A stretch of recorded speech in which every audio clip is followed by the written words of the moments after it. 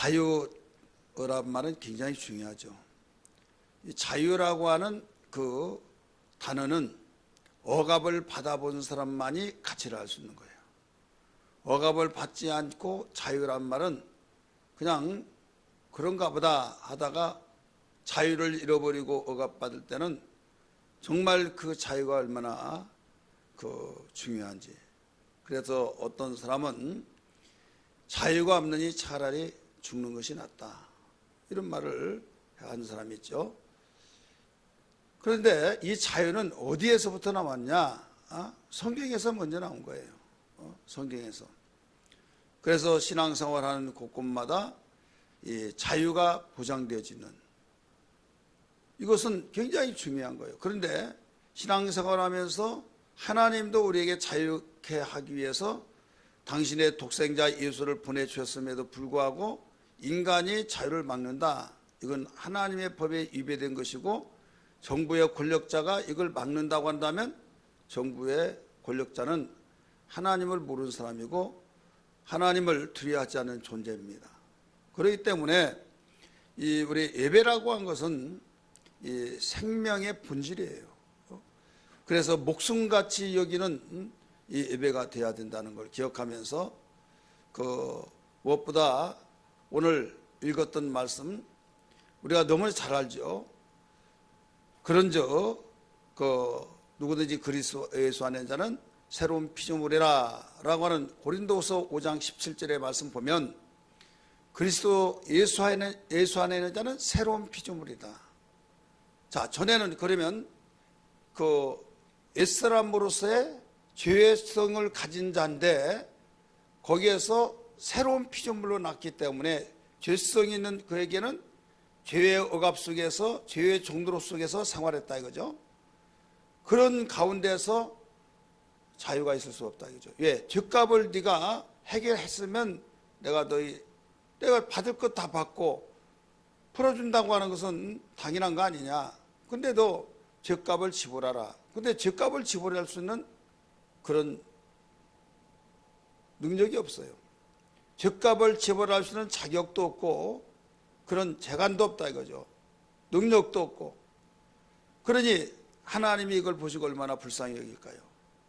그래서 독생자 예수를 보내주셔서, 우리가 할 수 없는 영역이기 때문에 하나님이 우리를 사랑하셔서 독생자를 보내주셔서 우리의 죄값을 다 지불해 주시고, 이제 내가 아버지의 뜻에 따라서 너희의 죄값을 다 지불해 줬다. 그러니 내게 나오라. 나의 흘린 보배로운 피로 너희의 죄값을 다 갚아줬으니, 지불해 줬으니 나를 구세주로 모시라 이거예요. 그럴 때 그 감격스러움, 그보다 더 중요한 것이 어디 있습니까? 내가 지금 죽게 되고 이 땅에서도 저주받고 심판받고 언젠간 죽을 터인데 지옥으로 또 가고 생각하면 희망이 없는 거죠.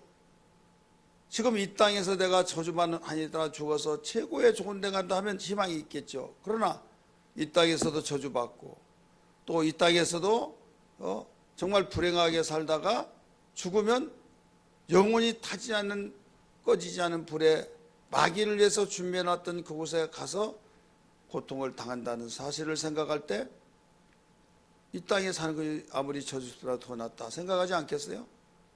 그러니까 사람은 지옥을 보지 않아야 하면서도 지옥이 있다는 것을 자기 자신들이 증거하고 있는 거예요.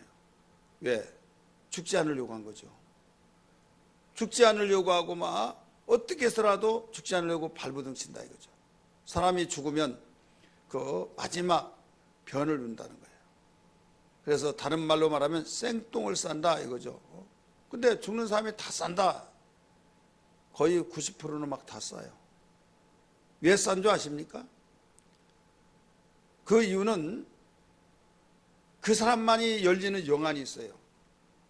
대부분 이런 말을 많이 듣죠. 새카만 옷을 입은 어떤 사자가 와서 가자 하면서 양팔을 딱 잡고 끌고 갈 때 막 버부적거리면서 나 싫다고 막 그러면 옆에서 보는데 간병하는 보호자들이 왜 그러냐고 막.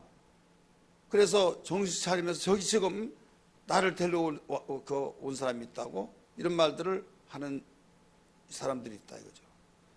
그러니까 얼마나 무시무시하고 얼마나 정말로 무섭던지 거기에 죽음의 사자가 데리러 왔다. 근데 사람들이 그걸 믿지 않는 사람들이 많아요. 세상에 사람이 믿는데 예수 믿는 사람 그런 것이 어디 있냐고 막 이런 사람이 있어요. 이건 영적인 세계를 몰라서 그래요. 무지예요.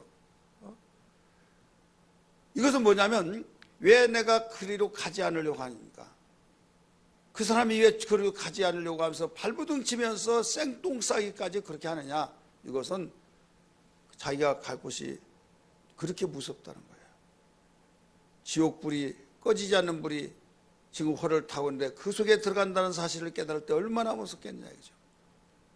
그런데 어떤 사람은 천사가 와가지고 받들어주면서 모시고 오라고 했다고 그럴 때 얼마나 그 깊은 소식인지 얼굴이 환해져가지고 정말 기쁨으로 따라가는 거죠. 그러니까 생똥을 쌀 필요가 있어요 없어요? 없는 거예요. 나오지 않을 것을 막 힘을 쓰면 나오듯이 그런 사람은 생똥 안 싸요. 근데 누군 다 싼다 하는데 아니에요. 거의 다 싸요. 그만큼 믿지 않는 사람이 많고 교회를 다녔다는 사람일지라도 그가 복음을 알지 못하여서 그냥 종교인이 되어진 사람은 하나님과 관계가 없죠. 비록 어느 교회 교적을 두어서 집사가 되고 권사가 됐다 할지라도 거기에서는 하나님과의 관계 속에서 거듭나지 않으면 그는 아무런 관계가 없는 거죠. 그러면 그도 생똥도 안 싸는 거죠. 이때 내가 가는 곳이 더 좋다. 그러니까 얼마나 설레겠어요. 그래 얼굴이 환하고 돌 맞아 죽으면서도 영안이 열린 스데반 보세요. 이게 성경적이잖아요. 자기를 돌팔매에 지뢰하면서 죽인다고 하는 그 돌팔매에 맞아가면서 돌무덤이 되어진 가운데서도 보라! 인자께서 보좌우편에 서신 것을 보라고 할 때 얼굴이 얼마나 환합니까? 천사의 얼굴과 같이 되어지면서 거기에서 그 모습을 광경을 보죠. 그러면서 저들이 하는 일을 아버지여 사하여 주옵소서. 저들이 하는 일을 알지 못해서 죄를 용서해달라고 주님이 기도했잖아요. 그 기도를 그대로 밟아서 하는 거예요. 그러니까 그는 너무나 좋아서 정말 그 너무 영광스러운 감격 때문에 돌팔매 이것이 아픈 걸로 여기지 않는다 이거죠. 하나님은 우리 두뇌를 한 가지만을 기억하게 만들어놨어요. 어설피 좋은 것은요, 내가 더 고통스럽게 더 강해져 버리면 어설피 좋은 것은 잃어버리고 고통스럽게 딱 나타나면 불행해져 버리고 거기에 울상이 되어지고 고통을 받게 돼요. 그런데 이 고통보다 영광이 더 빛나버리고 더 강한 그 비중을 차지하면 고통을 덮어버린다는 걸 믿기 바랍니다. 그래서 세상이 알지 못한 비밀을 여기서 가르쳐 준 거죠. 어떻게 사냐고, 정말 그러냐고, 정말 그런 일이 있냐고 하지만은 그 사람에게는 영적인 비밀을 모르니까 그래요.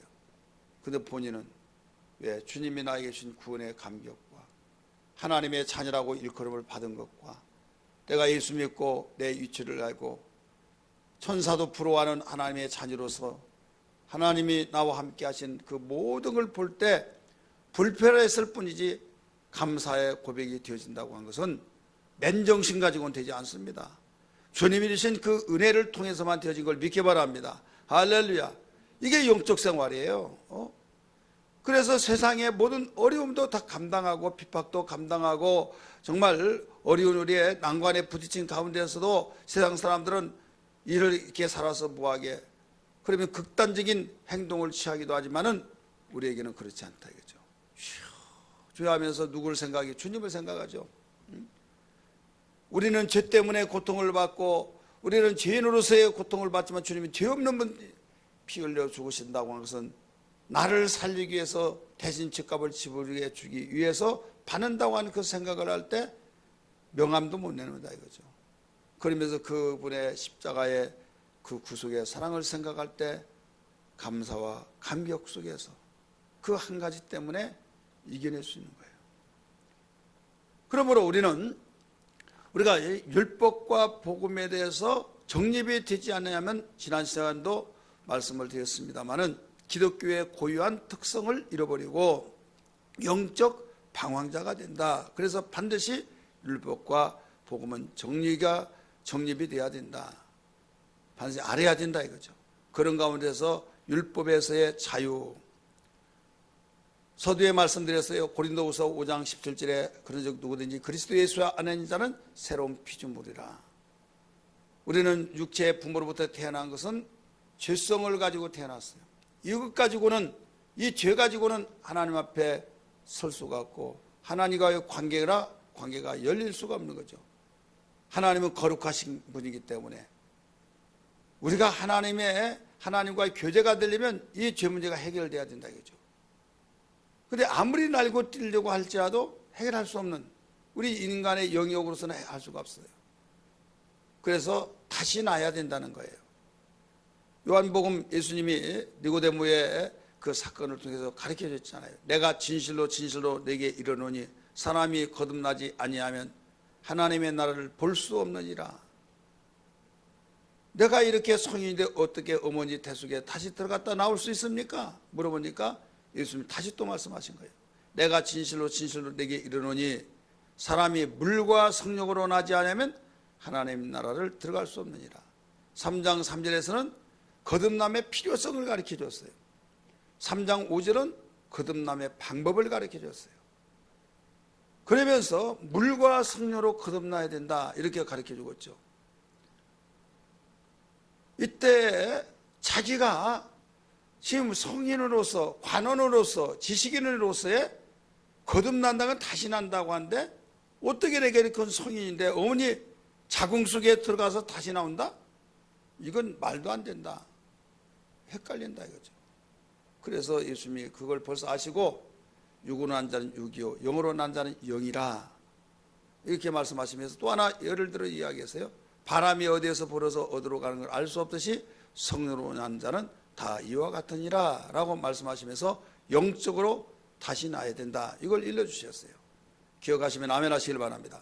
그러니까 우리는 어떤 일이 있더라도 거듭남의 그 역사, 다시 난다고 하는 역사, 그래서 이 사람을 새로운 피조물이라고 그랬어요.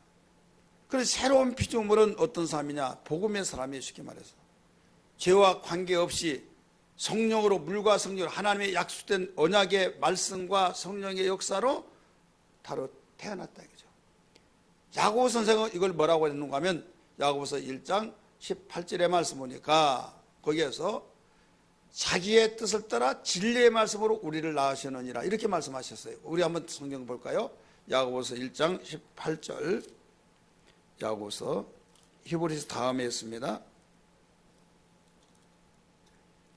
먼저 찾으신 분들 읽으세요. 시작. 그가 그 피조물 중에 우리를 한 촌열매가 되게 하시려고 자기의 뜻을 따라 진리의 말씀으로 우리를 낳으셨느니라. 낳으셨느니라 이렇게 나오죠.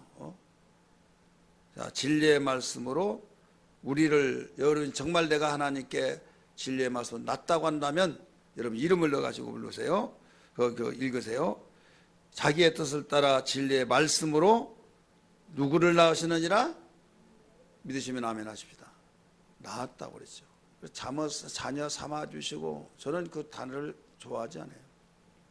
하도 많은 사람이 자녀 삼아 찬송가에도 복음서에 다 삼아. 진리의 말씀을 낳았다고 그랬잖아요. 예수님이 거듭남을 가르쳐 줬잖아요. 바울 사도도 그 새로운 피조물이라고 했잖아요. 여러분 몰랐으면 모를지라도 알면은 우리는 자녀로 나 하나님의 아버지라고 부르시게 하신 걸 감사합니다. 이게 성서적인 거 아니에요? 근데 삼았다고 한 것은 왜 그러냐? 우리나라의 개념 속에서 보니까 그래요. 양자 삼았다. 양자의 영을 받아. 그러니까 삼촌의 아들을 내가 자식 낳지 못해서 내 아들로 호적에 올려가지고 양자 삼았다. 그런 개념으로만 본다 이거죠. 그런 개념. 히브리 백성 문화를 몰라서 그래요. 여러분 계속 들어서 아시겠지만은 지금 하갈도 자식을 낳고 사례도 그 자식을 낳았어요. 누구의 씨로? 아브라함의 씨. 그러면 아브라함의 씨로 누가 먼저 낳았어요? 몸종인, 사례의 몸종인 하갈이 먼저 낳았잖아요. 13살, 13년 전에 먼저 낳았어요. 그 다음에 이삭을 낳았어요. 그러면 이 아들은 이스마엘도 아브라함에 낳았어요. 낳았어요, 안 낳았어요? 낳았죠. 그 다음에 이삭도 낳았죠.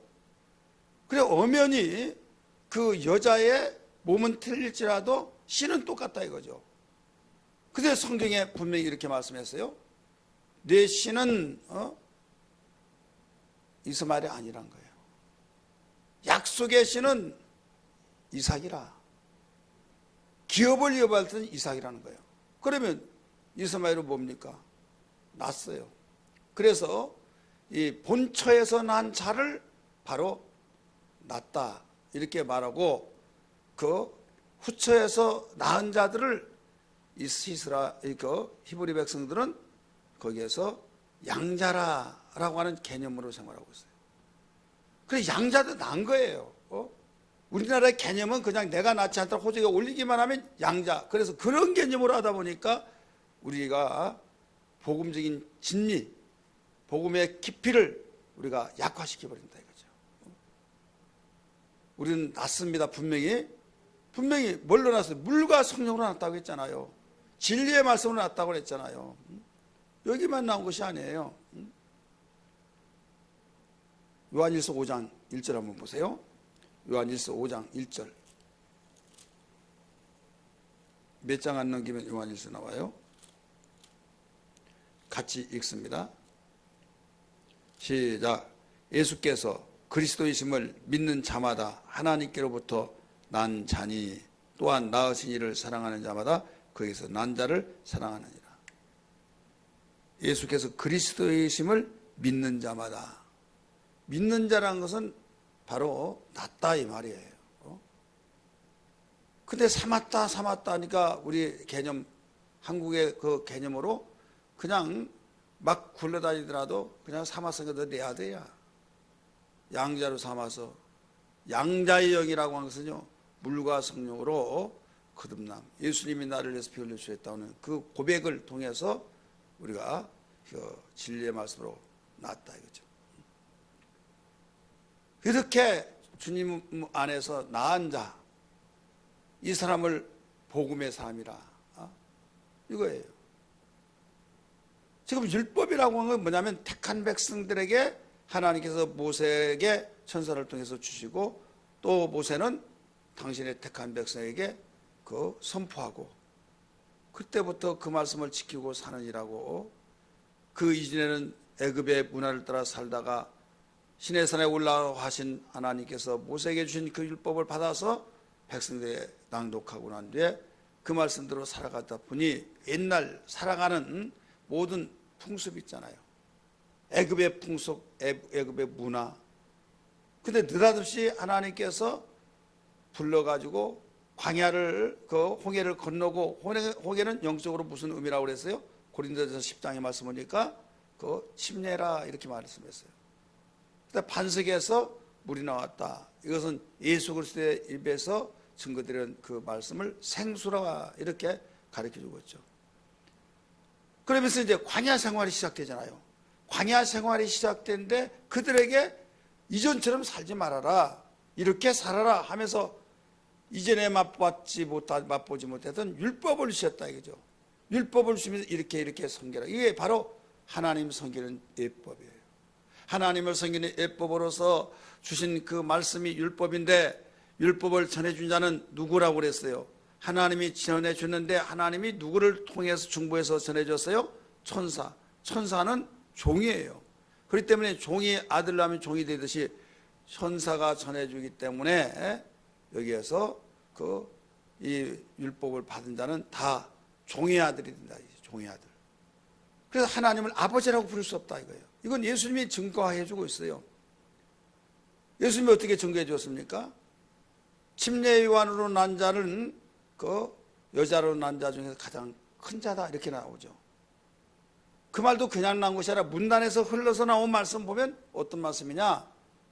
마태복음 11장 5절의 말씀 사건에서부터 1절부터 보면 침례요한이 지금 그 헤롯의 아내에게 막 책망했잖아요. 그랬을 때 괘씸한 놈 해서 죽이려고 하다가 마침 기회가 주어져서 그 자기 딸이 요청한 대로 그 침례요한의 목을 달라고 그랬잖아요. 그 어린 것이. 그래서 많은 사람들의 보는 눈에서 말을 지켜야 하기 때문에 두려워하면서도 그렇게 하라고 그랬어요. 근데 그러기 전에 있었던 거예요. 감옥에 갇혔는데 다른 사람은 다 면회를 오는데 예수님은 면회를 오지 않는 거예요. 자기가 그 이전에도 예수님이 공생에 시작하기 전부터도 예수님 지나가는데 보라 세상 죄를 지고 간 하나님 어린 양이라고 이렇게 말했어요. 나도 그전에는 몰랐다. 근데 내게 말씀하시니까 네 앞에 서걸러랑 누구에든지 그 성령이 비둘기같이 임재하면 그가 그리스도인 걸 알아라 하셨기에 내가 알았노라. 요한복음 1장 가르쳐주고 있잖아요. 왜 예수님 앞에 그 침례 요한 앞에 다 씁니까? 회개하라 천국이 가깝다 하니까 구약시대 때 말라기 시대부터 말라기가 선포하고 난 뒤에 선지자가 그 뒤에 하나도 없었어요. 몇 년 동안 400년 동안. 그래서 선지자의 말은 빛이에요. 빛. 이렇게 살아라 하는 빛. 그래 빛이 없다가 보니까 캄캄하잖아요. 캄캄하다가 보니까 방황하고 그러다 보니까 말 잘하는 사람이 이것이라면 이쪽으로 쏠리고 저 사람이면 저쪽으로 쏠리고 그런 데다가 거짓 선지자 나타나면 또 완전 피해를 보죠. 혼란이 일어나죠. 그래서 말라기 그 선지자부터 끝나고 난 뒤부터 침례요한이 오기 전까지 몇 년이 걸리냐? 400년이 걸리는 거예요. 이걸 암흑시대라 이렇게 말해요. 이때 회개하라 천국이 가까웠느니라 독사의 자식들아 하면서 막 외치잖아요. 그러니까 수많은 사람이 오잖아요. 그럼 침례를 받잖아요. 이게 요한의 침례잖아요. 그러니까 그 앞에 왜 서느냐? 나는 죄인입니다 하고 회개 침례예요. 이건 회개의 침례. 그래서 물로 침례를 주고 가고 침례 주고 가고. 그런데 누구든지 내 앞에 서 있는 사람들 중에서 침례받기 위해서 서 있는 사람들 중에서 성령이 비둘기같이 임하시면 그 위에 임하신 자를 복을 넣으랑 그가 하나님의 아들인 줄 알아라 하셨기에 내가 알았다는 거예요. 근데 느닷없이 자기의 그 사슴벌 되는 동생인데 그의 머리에 비둘기 같은 성령이 임재하더라 이거죠. 깜짝 놀란 거예요. 다른 사람이 모르는데 내 동생빨인데 친척 관계잖아요. 이때에 긴가민가 하지만은 강력하게 성령께서 말씀하셨기에 저가 하나님의 아들이다. 세상 죄를 지고 가는 하나님의 아들이라고 말한 거예요. 이건 요한복음에서만 독특하게 나온 겁니다. 1장에. 그러면 믿어야 안 믿어야 믿어버려야 하잖아요. 근데 면회 오지 않는 것 때문에 긴가민가 하면서 흔들리는 거예요. 왜?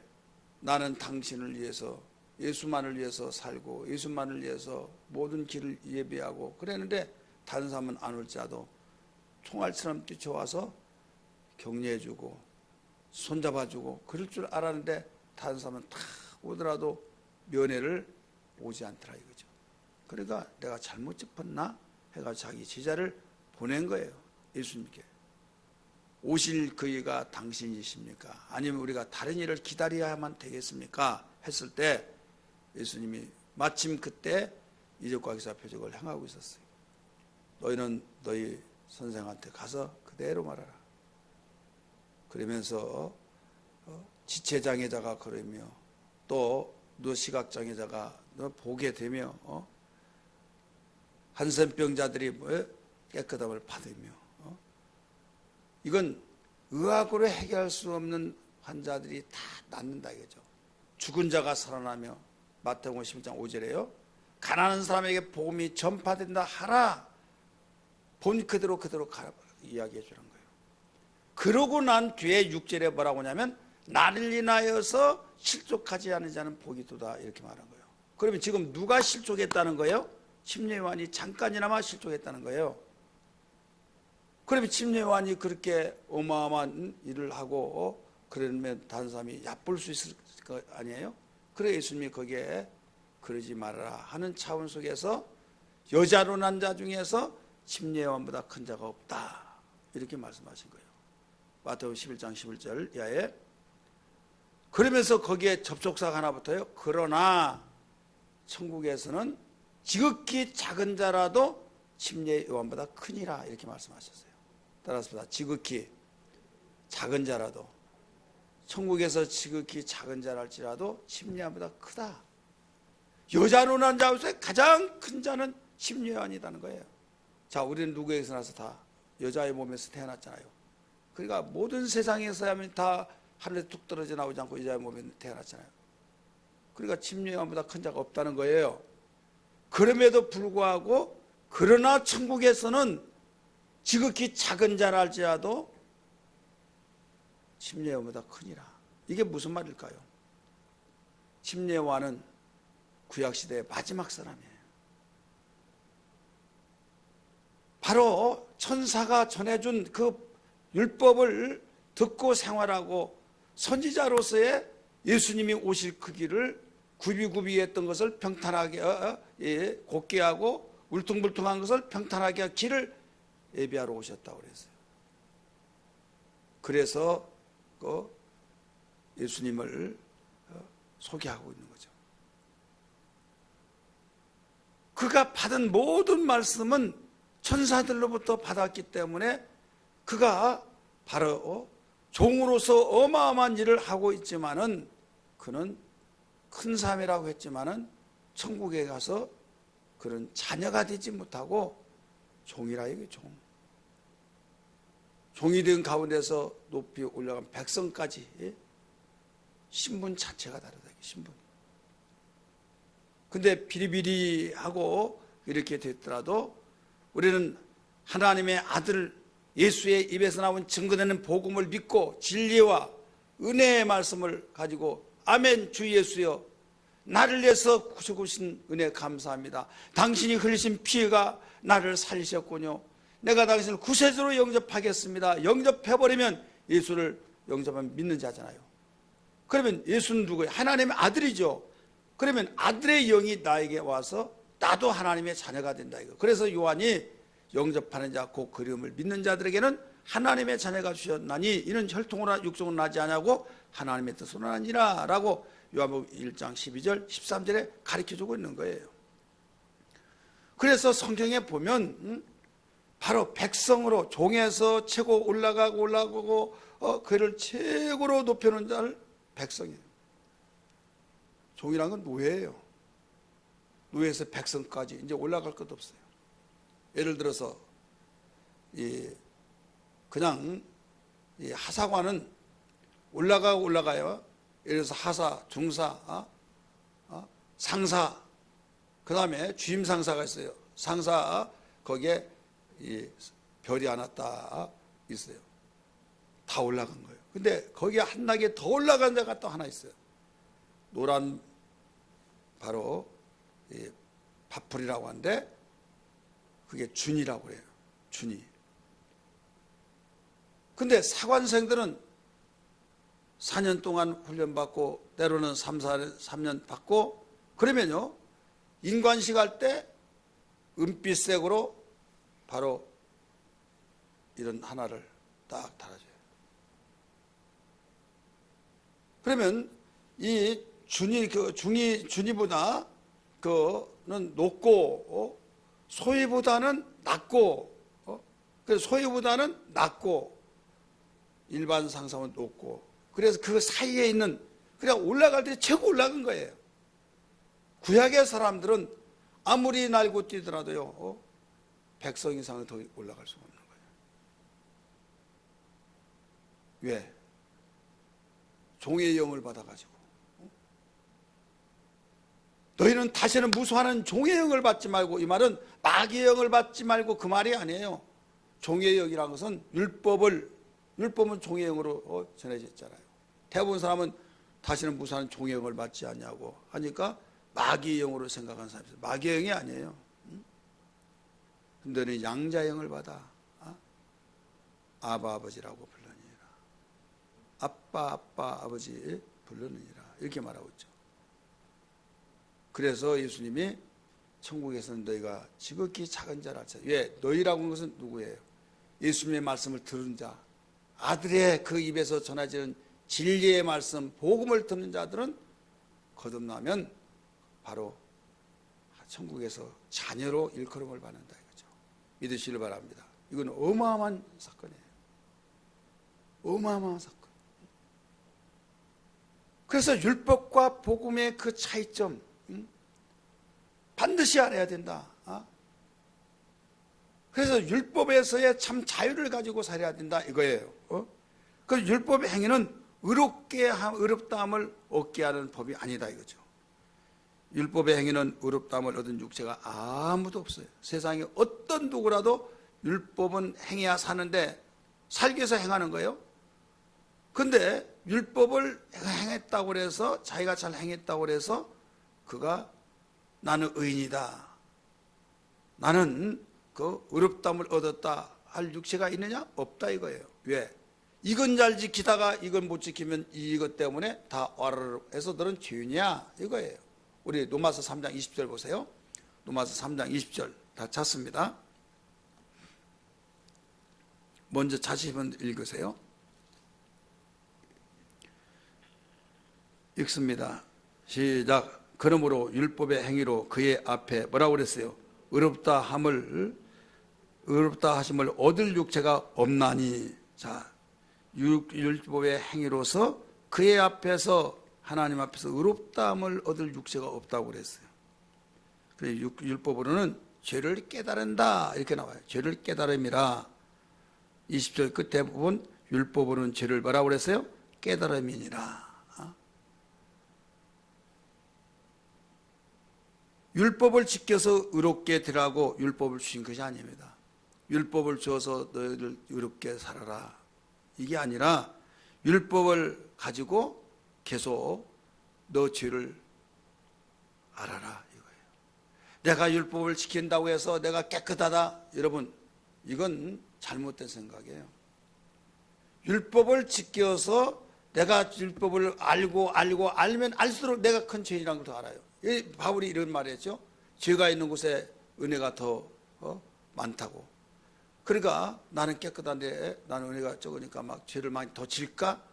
여러분 이런 생각하는 사람이 있어요. 그거 아니에요. 율법을 많이 알면 알수록 나는 죄인입니다라고 고백을 할 수밖에 없다 이거죠. 그래서 율법을 많이 읽고 그러면 주여 나는 죄인입니다. 율법 몰라버리면요 나 죄 없다고 그래요. 왜? 법을 모르니까. 그래서 예수를 믿지 않은 사람은 율법에 걸리지 않죠. 율법을 알지 못하니까. 그러면 죄가 없나요? 로마서 2장 11절에 말씀 보면 율법이 있는 자는 율법으로서 망하고 율법이 없는 자는 율법이 없는 가운데 또 망한다 그랬어요. 왜? 죄악을 알고 먹고도 죽고 알지 못하고 먹다가 죽는 것처럼. 그래서 율법으로서 의롭다함을 얻을 육체 하나도 없다. 율법으로서 죄를 깨닫게 하신다. 이렇게 가르쳐 줬어요. 그래서 대부분 우리가 구약시대 때 죄를 지으면 제사를 지내야 안 지내요? 제사 지내잖아요. 제사 가운데 5가지겠잖아요. 번제, 속죄, 소제, 화목제, 속건제, 속죄제, 이 5가지잖아요. 이 가운데서 속죄제, 속건제가 있어요. 이건 죄를 해결하기 위한 거예요. 화목제는 하나님과의 화목을 위해서 드려진 거죠. 신약으로 보면 감사의 제물이죠. 번제는 헌신의 제물. 속건제는 하나님의 성물을 때려 부시고 업신여기 여기면서 이건 속건제예요. 그런데 대인과 대인 관계 속에서 하나님과 하나님 관계 속에서 하나님과 인간관계 속에서 죄를 지은 것은 속죄제로 제물을 드려서 해결하는 거예요. 그러면 여기에서 이렇게 제사를 드린다고 해서 죄 문제가 해결되느냐? 자, 죄 문제가 해결된다고 한다면 예수님이 오실 필요가 있어요, 없어요? 없잖아요. 죄가 해결될 수가 없다는 거예요. 그럼 뭐하러 그러냐? 죄를 기억나게 해서 육체를 정결케 하기 위해서 바로 제사를 지는 거예요. 육체. 자, 육체가 있다고 하는 것은 뭐냐면 영혼이 내 속에 있다는 거예요. 따라서 육체가 있다는 것은 내 영혼이 속에 있다 이거죠. 근데 죄로서 이미 내 영혼이 범죄하는 영혼은 죽을지니라. 우리 지난 시간에 말씀드렸죠. 따라서 범죄하는 영혼은 죽을지니라. 그래 우리 영혼 죽어버렸다 이거죠. 그럼 육체가 있을 때 육체를 계속 보존해 나가면서 육체를 정결케 해서 거룩하게 만들어준 것이 바로 구약시대의 이 제사예요. 그 피로 속죄함을 받죠. 그러니까 지금 영혼이 해결되고 영혼이 내가 깨끗함을 얻어서 의롭다함을 얻었다는 말이 아니라 육체를 정결케 해주는 것이에요. 육체. 죄를 깨닫게 하고 내가 죄인입니다 해서 이제 속죄제를 드리고 속건제를 드리고 이런 식으로 했을 때 육체는 육체가 정결케 되어 육체를 죽여버린다고 한다면 죄져서 막 죽잖아요. 막 즉각 그러면 그 영혼은 속에서 같이 죽어야 안 죽어요? 이미 죽었으니까 기회가 없잖아요. 그래서 기회를 주신 거죠. 누가 오실 때까지, 예수님이 오실 때까지. 대신 예수가 죽을 것을 대신 누가 죽었어요? 예표로서 짐승이 죽었잖아요. 우리 성경 히브리서 9장 먼저 보세요. 기억한다 이런 말이 나오는데요. 9장 13절 말씀.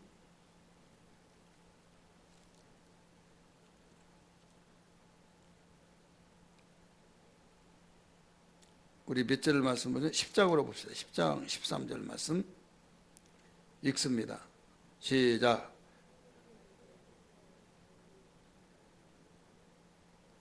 네, 9장 13절이에요. 9장 13절 같이 읽습니다. 시작.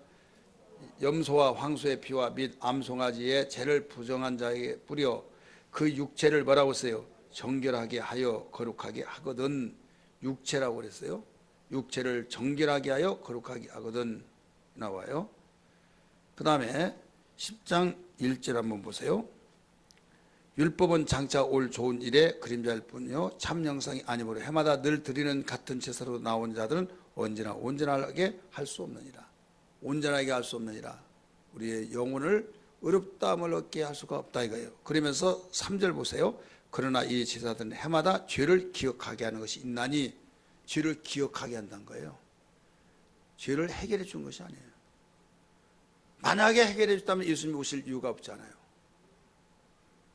그래서 대부분 구약시대 때 제사를 드리면 어떤 그 모든 죄가 다 해결된 걸로 알고 있는데 이건 육체를 바로 정결하게 해주는 그 역할이지 영혼을 해결하게 한 것은 아니다 이거예요. 믿으시길 바랍니다. 그래서 육체는 율법은 계속 죄라고 하는 것을 일러주고 깨닫게 해주시고 율법을 알면 알수록 비례해서 죄라는 것을 더 강하게 알게 된다 이거죠. 이때 결과는 어떠냐? 진노밖에 없는 거예요. 따라서 진노.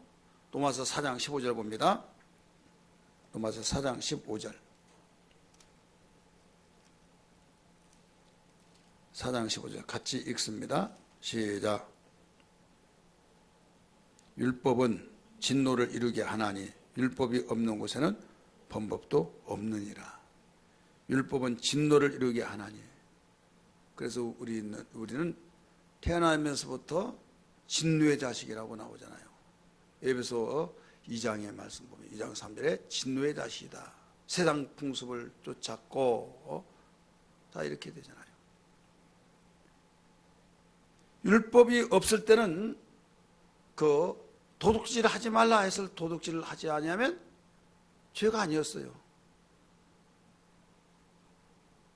도둑질을 했는데 하나님 앞에서는 다른 사람에게 돌로 맞아 죽고 막 그러진 않았다 이거죠. 율법이 있기 전에는 도둑질한 것도 죄잖아요. 그런데 그 죄라고 인정을 받지 못한다 이거죠. 왜? 왜 그렇습니까? 안 받고 누가 도둑은 모르잖아요. 근데 율법이 딱 주어진 순간부터 죄인이다 이거죠. 왜 죄냐? 분명히 가지러 가는데 내가 그 사람이 어디다 다른 데 숨겨서 못 가지고 왔다. 그러면 나는 그 가지러 갔지만은 가지고 오지 않았으니까 도둑질 안 했잖아요. 안 했지만은 욕심은 있었어요, 없었어요? 있었죠. 그러면 죄인이 되는 거죠. 율법에서도 사람을 죽이려고 했어요. 그런데 어느 날 모든 걸 기획사하고 칼로 찔러 죽이려고 하는데 없어요. 그래서 다시 왔어요. 그러면 살인이에요, 살인 아니에요? 율법이 없을 때는 살인이 아니야. 근데 율법이 딱 주어진 순간부터는 이게 살인이다 이거죠. 왜? 미워한 자는 이미 살인해내니라 이거예요. 간음하는 것도 율법이 없을 때는 간음했으면 죄가 아니었어요. 근데 율법이 딱 되니까 법적으로 이게 죄다. 근데 그 행위로서는 하지 않았어요. 그러더라도 음욕을 푼 자는 이미 간음했느니라.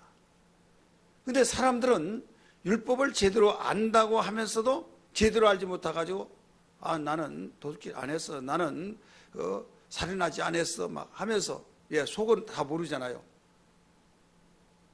그럴 때 예수님이 그걸 말하고 있잖아요. 예수님은 이 세상에 오셔서 하나님의 나라를 증거하고 정복음을 가르치고 정복음을 또 병을 고치고 이런 일을 하셨잖아요. 이때에 그들이 생각할 때는 예수님이 하나님의 율법을 다 깡그리 부셔버리고 율법을 폐하려고 온 것처럼 생각하고 있다. 그래서 저자를 빨리 죽여야 된다. 빨리 죽여야 된다. 계속 틈만 있으면 죽이려고 그랬어요.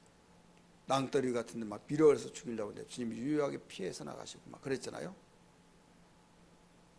그래서 주님은 꿰뚫어 보시기 아시기 때문에 너희가 나를 율법을 폐하러 온 줄로 생각하지만은 나는 율법을 폐하러 온 것이 아니라 오히려 더 완전케 하기 위해서 왔다 하신 말씀을 기억하시면 아멘 하시기 바랍니다.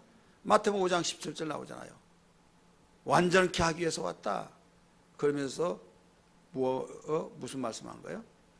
너희들은 나를 율법을 폐한 자로 생각하는데 나 율법 폐하러 온 것이 아니야. 더 완전케 하러 왔어. 그 설명이 뭡니까? 방금 이야기했던 살인을 해야만 살인되지만은 이미 미워하면 살인하느니라. 도둑질을 해야만 도둑질자로 여기지만은 너희는 탐심을 가지면 벌써 그 도둑질하느니라.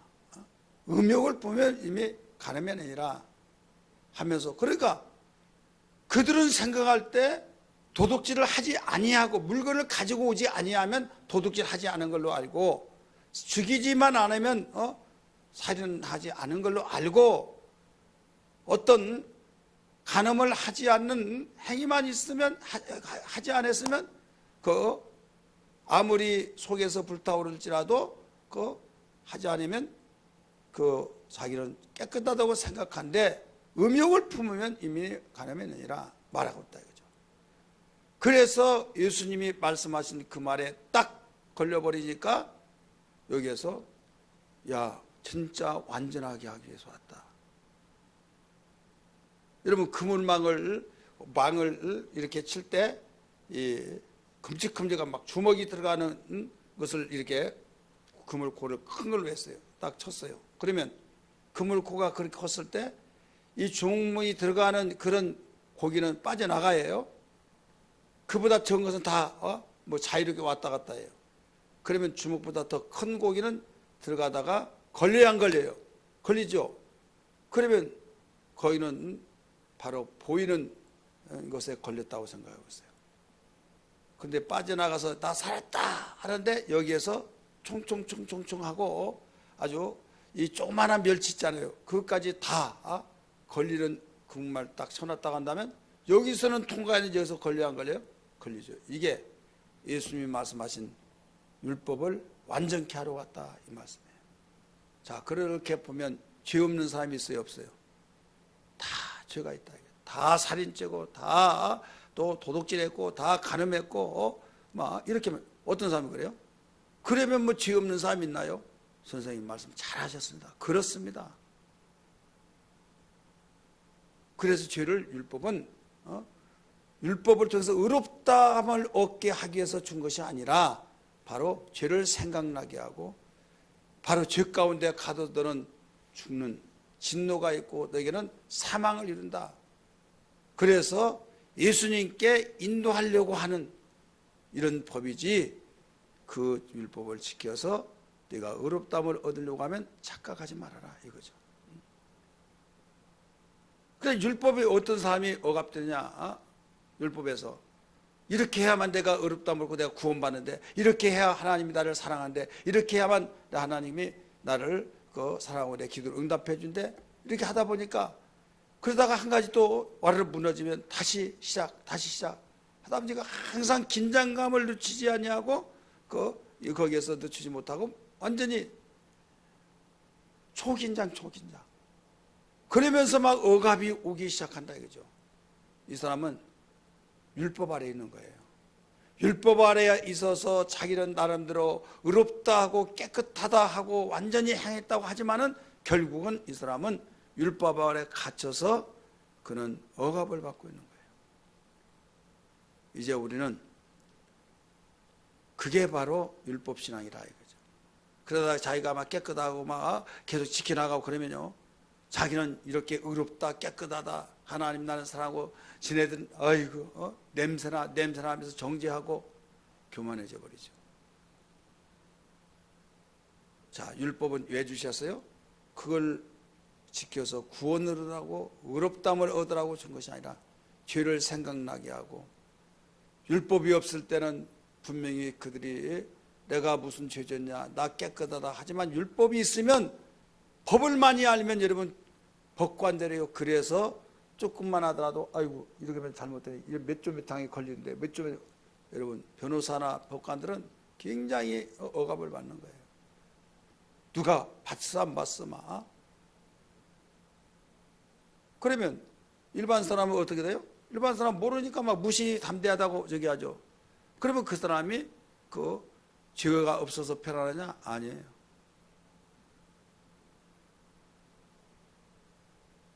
알고도 짓은 것도 모르고 진 것도 다 처벌을 받아요. 받지만은 우리는 나의 죄값을 내가 받으려고 할 때 두렵기도 해요. 그러나 하나님이 아들 독생자 예수를 이 땅에 보내서 다 지불해 줬다 이거예요. 다 지불해져 버렸어요. 이걸 믿느냐? 예, 믿습니다. 그러니까 믿음이 온 후에, 진리가 온 후에는 우리는 억압에서 자유가 되어 있습니다. 걸 알아야 될 줄 믿기 바랍니다. 여러분 설교도요, 율법적인 설교를 하면 어떻게 되는 줄 아세요?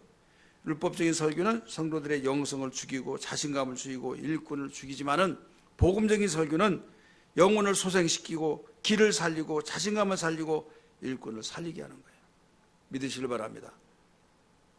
이것도 못하고 이것도 못했으니 막 당신이 막 천국 갈 수 있느냐 하면 기가 팍팍 죽죠. 그렇잖아요. 천국 들어가기가 얼마나 힘들지 않냐고 막 힘들죠. 그러나 하나도 못 들어가겠네요 하니까 그러나 하나님의 능력으로는 들어갈 수 있다 이렇게 나오잖아요. 나로서는 못 들어가지만 하나님의 능력으로 들어갈 수 있다. 여러분 파리가 어떻게 미국에 이렇게 날개를 달면서 어떻게 갈 수 있습니까? 갈 수 없어요. 자기 힘으로는. 파리라고 한 것은요, 조그만 바람을도 거기에 그 저항 때문에 움직이지는 못해요. 자동차 운전해봐서 아시잖아요. 자동차 안에 파리가 들어왔어요. 여기서 잉잉 막 다리 막 신경 쓰니까 문을 다 열어놓으면 다 나갈 줄 알았죠? 절대 안 나가요. 안 나가면 못 나가요. 예. 바람이 수생성 막 80km 막 달리고 그러면 80km의 바람의 저항이 오기 때문에 그걸 뚫고 나갈 수가 없는 거예요. 그래서 그때는 어떻게 해야 나가냐?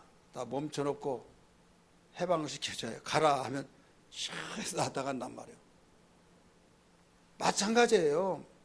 파리가 어떻게 그 미국을 갈 수 있습니까? 이 날개 쳐가지고 못 가는 거예요. 그러나 갈 수 있는 방법이 하나 있어요. 내부는 못 가지만은 고객의 등 뒤에 아니면 그 옷 위에 사뿐하게 감각도끼에 앉아 있으면 무인 항공권이 없더라도 무임으로 타고 목적지에 갈 수 있는 거예요.